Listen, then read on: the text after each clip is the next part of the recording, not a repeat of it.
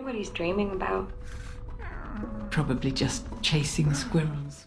In 2014, after the tremendous successes of the Avengers, Iron Man, Captain America, and more, under the Marvel Cinematic Universe's very young belt, we got the first film in a trilogy that has become so grand, it's nearly on a level above the rest of the MCU. The Guardians of the Galaxy. Oh, yeah. Of course, if you're already here, you know this. Everybody does. James Gunn took a set of characters like Groot the Talking Tree, Rocket Raccoon, and Star-Lord that were somewhat underground or obscure comic book characters and turned them into household names. Hell, I bet members of the Guardians are more beloved now than the core of the Justice League or even the Avengers. And across the next two films in the series, these characters just got better and better. That's no secret. I'm not breaking any ground telling you this, but it's a good place to start to see the upward trend of James Gunn's career in superhero film. In 2021, while on hiatus from the Marvel team, Gunn went over to their competitor and recreated one of the worst superhero movies into what is, at least personally for me, one of the best. What, we some kind of Suicide Squad? Taking, again, even more obscure, random comic characters like Bloodsport, Ratcatcher, Harley Quinn, okay, not her, but Polka Dot Man. A man whose power is dots, and turned this cast into a lovable, enjoyable group of characters that are both memorable and funny in his very black comedy stylings. The same kind of comedy that's a little overdone in Peacemaker, but it's still good. But to me, the most important character in this film is the first to die. In the first couple minutes of the movie, we see Weasel, a strange, unthinkable, wild, bug-eyed monster man that jumps out of the helicopter and drowns right away. And then Weasel isn't mentioned or talked about again until the very end of the movie, where he washes up on the beach and scatters off into the forest. Now, at the time, Weasel was just a random comic book character taken from the obscure rogues gallery of DC Comics and used as the punchline for a handful of jokes, before literally being killed off even before Pete Davidson. But what makes the Weasel so important is his later inclusion in James Gunn's third project and the first official series in the new DC Cinematic Universe. Creature Commandos, a series that serves as a soft sequel to the Suicide Squad. Now, this is not a review of Creature Commandos. That being said, the show is great. It's short but punchy, with a solid core of characters. If you're a fan of James Gunn and his other work, you'll like it. But also, prepare for a little bit of spoilers, at least for the Weasels episode. If you couldn't tell by the title and thumbnail, I'm going to be talking about it, but it's not really all that pertinent to the show itself, and more so exists to flesh out the Weasel as a character. Got it? Good. In the Weasels episode, we watch just exactly how and why this man-animal thing happened to arrive in the custody of the US government so it could be sent on Black Ops military missions. I know, that's a fucking crazy sentence. But the journey is more than the destination, and in the case of Weasel, it is so much more. In a flashback, we see a small school of children, kids playing outside when Weasel comes across them. Now, the only thing we've ever been told about the Weasel's past is that he killed 24 or so children. He's not a werewolf, okay? He's a weasel. He's harmless. I mean, he's not harmless. He's killed 27 children, but, you know, we got him to, I think, he's agreed to do this. So seeing this, our expectations are already turned around, and if you know James Gunn, you know exactly where this is gonna go. Rather than doubling down on the monstrous, evil nature you'd expect from a werewolf, instead, Weasel's story, like the other creatures in the show, is used to show us that monsters are nothing more than misunderstood, rather than explicitly evil. The villains in the show are human, but a monster, the sniveling, barking, less than special Weasel, is simply in need of a friend. With the school children, Weasel becomes something akin to a pet, playing games with the kids who accept him as a sort of ugly dog. But while playing games, the kids and Weasel are spotted by an old man who calls the police before going in himself with a shotgun. He sees the Weasel as nothing more than a starving animal looking to ravage these children. Then the knife is planted. While exploring the school, the kids are found by the hunter. Chaos ensues as he aims for the Weasel and a fire breaks out.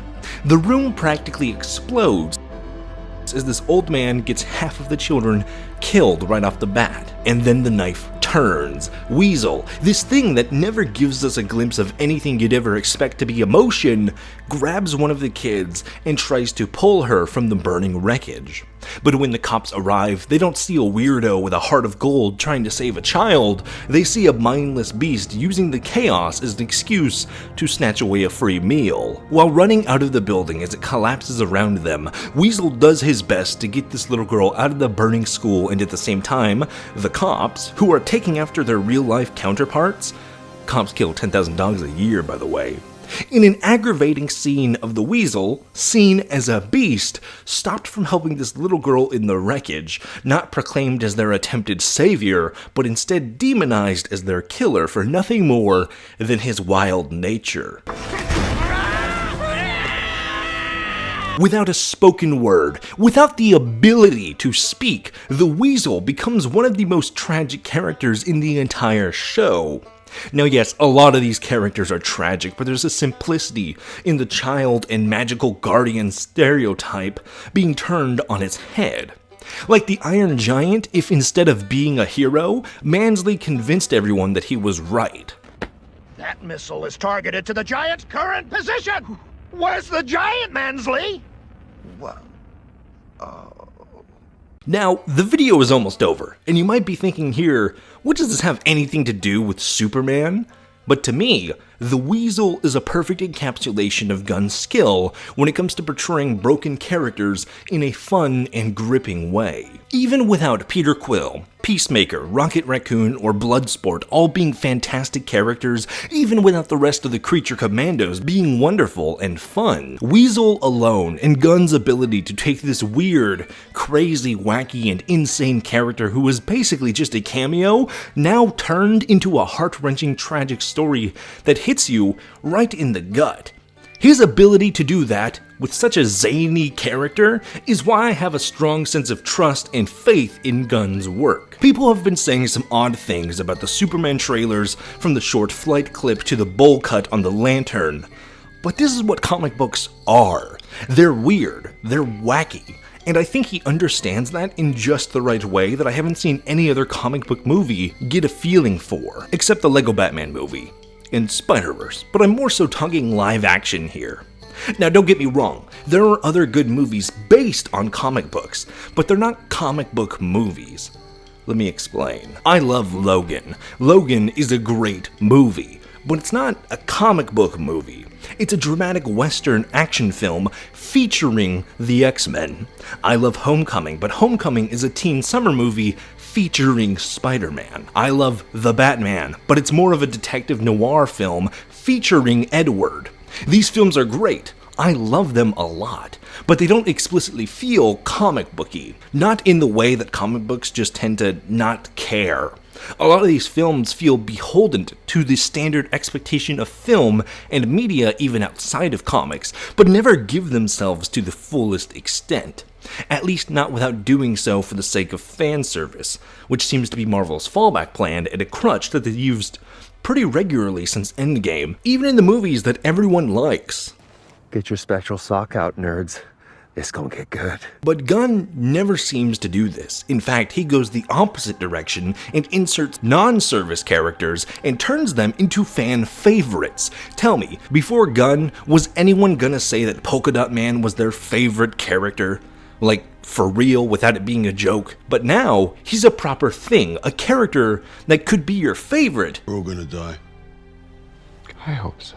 Still a little bit as a joke, but now it means even more. And if he can do so much with such nothing characters, I have full faith that in comparison to the edgy, basically Jesus Snyder Man from before, he will do wonders with Superman.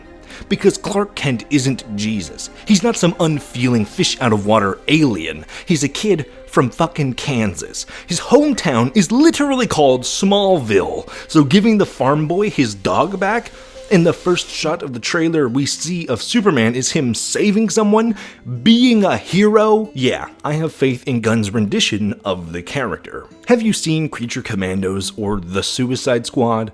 What do you think about it? And Superman, are we all excited to see how it turns out?